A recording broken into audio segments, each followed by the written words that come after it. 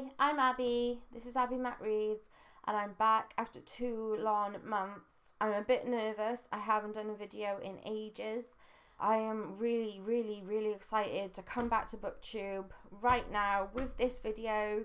I'm really psyched. Today I have a book haul of all of the books I bought this summer. There's 13 of them, and I bought 7 of them from charity shops, which I know most booktubers do anyway, but it's kind of a new thing to me because I didn't realise that there were so many good books out there. So I'm excited to show you them. This is probably the most beautiful library I have ever featured in one of my videos. And it is St. Gallen in the Abbey Library of St. Gall, Rococo in Switzerland.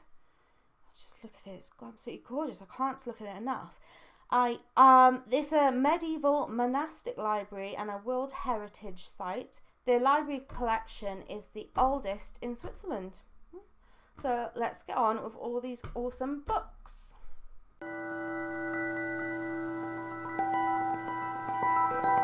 So first of all, if there are any books on this book haul that you would like to buddy read with me, just tell me in the comments or hit me up on Twitter, whatever.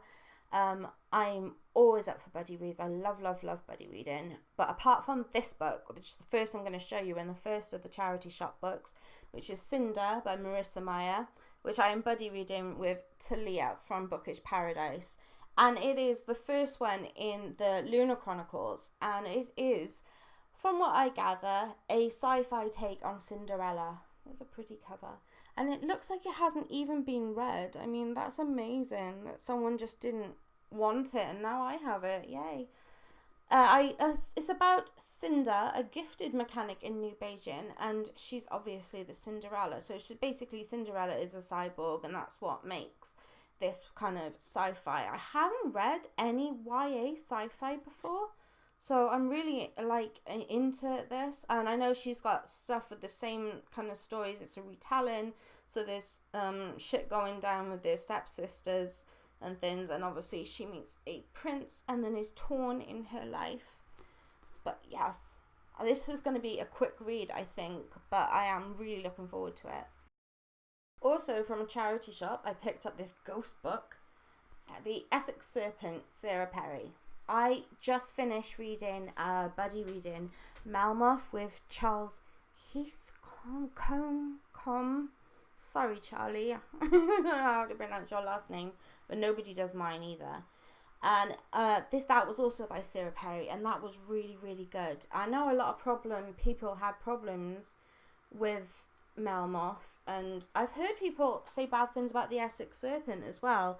But if the prose is anything similar, then I think I will really like it. And this is kind of like historical fiction, but kind of like magical as well, set in London in 1893, where a widow is trying to start her new life, and here's this kind of folklore tale of this creature, this Essex Serpent, and then she meets a man called William Ransom, who has all these kind of beliefs, and I think it's just, if it's anything like Melmoth, it's going to be quite complicated, but with kind of strong themes, and you're going to have to read between the lines a lot, which is like a challenge, but I like a challenge when I'm reading a book, and I just love that. I love how it's completely translucent, and yeah, I will enjoy reading this.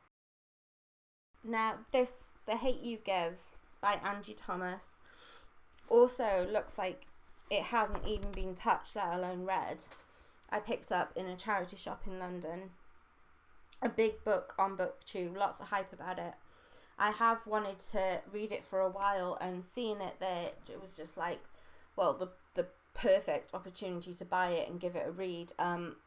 For those of you who don't know what it's about a kind of YA contemporary about a girl called Star, who's she goes to a kind of posh school but doesn't live in that kind of posh area, and then she is the witness to her friend Khalil, I believe, being shot by a police officer while he is unarmed.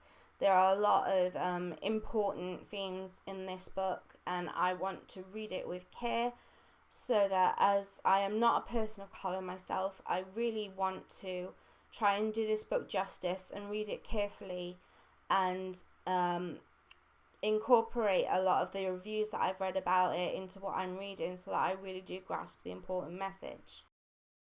This is not a well-known book. I'd never heard of it before until I saw it. It's The Haunting of Elle by Howard Norman, but it's a kind of ghost story, and I do actually love ghost stories a lot. It's about a guy in 1927 called Peter who starts taking photos and noticing that there are kind of ghosts in the background. You know, the kind of photos that you kind of Google for late at night to freak yourself out, those kind of photos. But apparently there's one in circulation that might be the photo of the human soul, and people kind of go crazy if they look at it. And I thought that sounded really interesting. And I might be completely wrong, and this could be a really crap book. I don't know, but I'm willing to give it a go.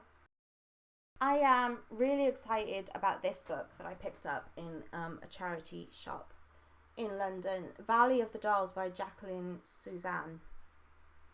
It's a kind of cult classic, as it says up here to help me with this, cult classic, about a group of friends who are trying to get to the top of the entertainment industry and kind of do a lot of drugs and live a kind of precarious lifestyle whilst doing so. And maybe when they reach the top of their game, they realise that there's no way but down left to go. I think this book's going to be a bit crazy, and it's going to really be a bit kind of sex, drugs, rock and roll kind of thing. So it's going to be, I think, a fun read, but also there's probably going to be a lot of darkness in it. And I mean, just from the cover alone, you can tell that nothing's going to go fabulously right for everyone. And I'm really looking forward to it. I think this is one I might read first out of all of these books. This is another book that I picked up from a London charity shop. The 7 Deaths of Evelyn Hardcastle, which came out roughly the same time as The 7 Husbands of Evelyn Hugo and really confused me for a while. But again, it's one that looks like it hasn't even been touched, let alone read, and it was just £2. So I definitely want to pick it up. And Evelyn Hardcastle keeps getting murdered, and this guy, Aidan, is always too late to save her. Should be faster, but whatever. And she's going to keep dying, and this day is going to keep happening over and over again until he can find out who murders her and stop him.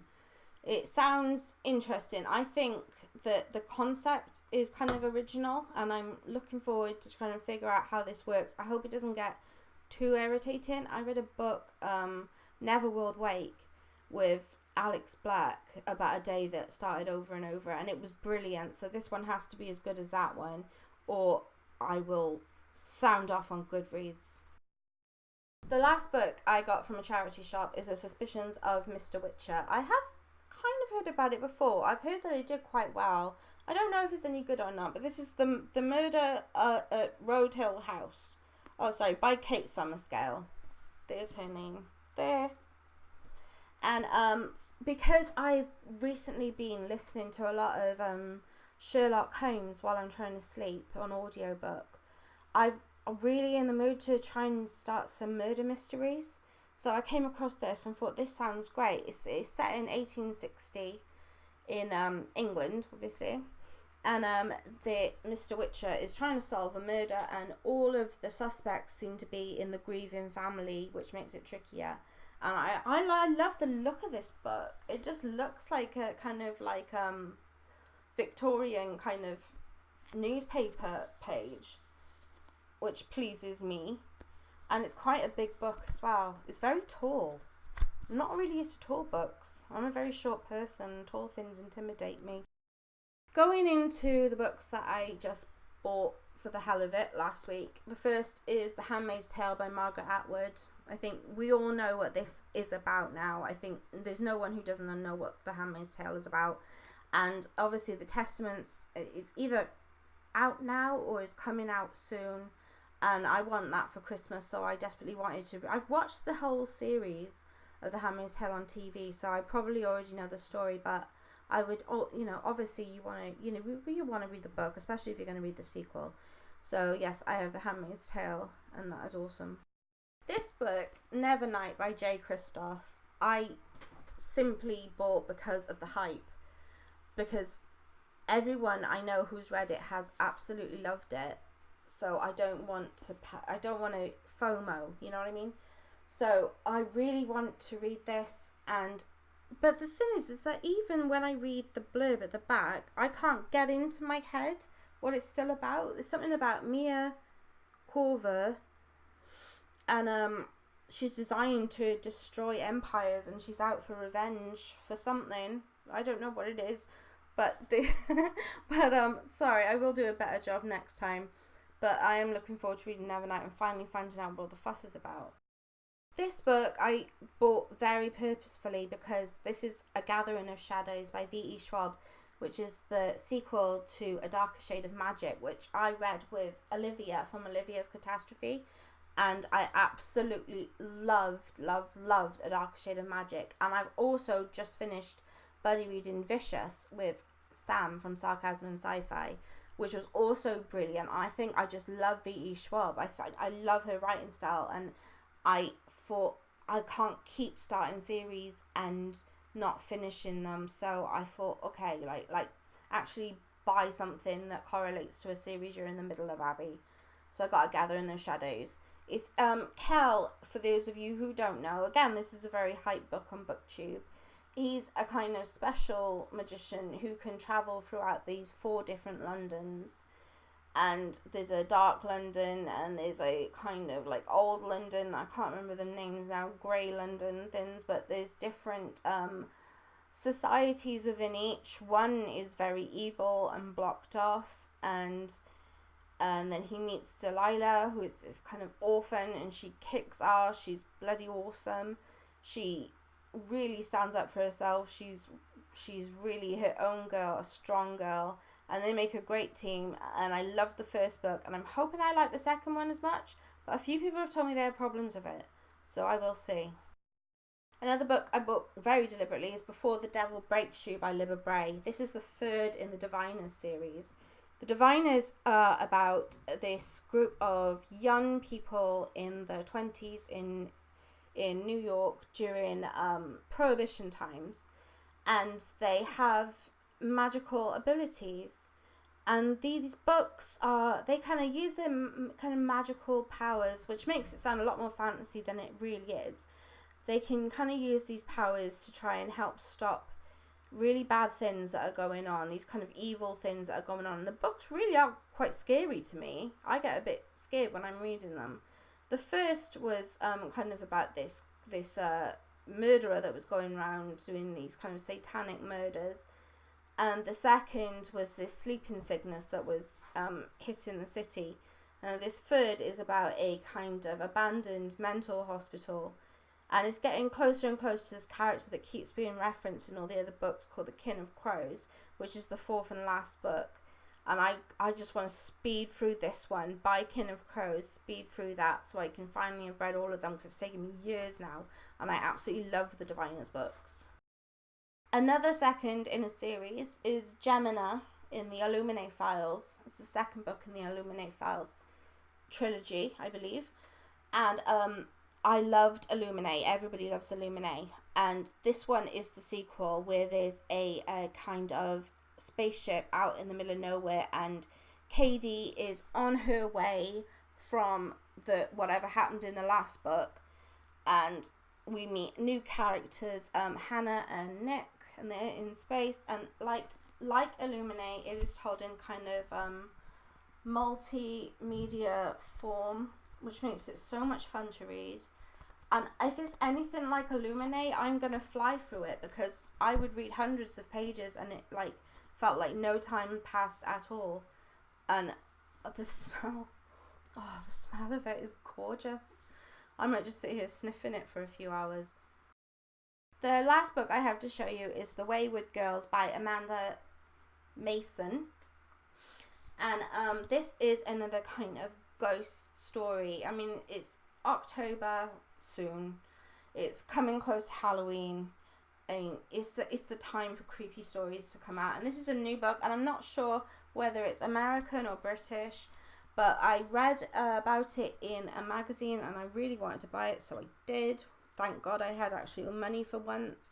And it was said that it is good for fans of A Haunting on Hill House, because it basically has the same premise, that it is going back between 1976 and now, where a family lived in a home and creepy things started happening, and now they're kind of investigating what happened, not just with the creepy house but with their family at that time, and if they're ready to face like the realities of what went on. So it does sound very like Haunted on Hill House-ish, but I'm hoping it will have a bit more originality to it. I will let you know. Okay, well, that is me done today.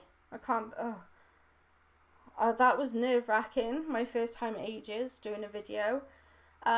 Okay, so you can, if you have anything to say about the books, if you've read any of them, or if you want any of them, if you want a buddy read with me about any of them, you can leave a comment down below, or I'm on Twitter at AbbieMacReads.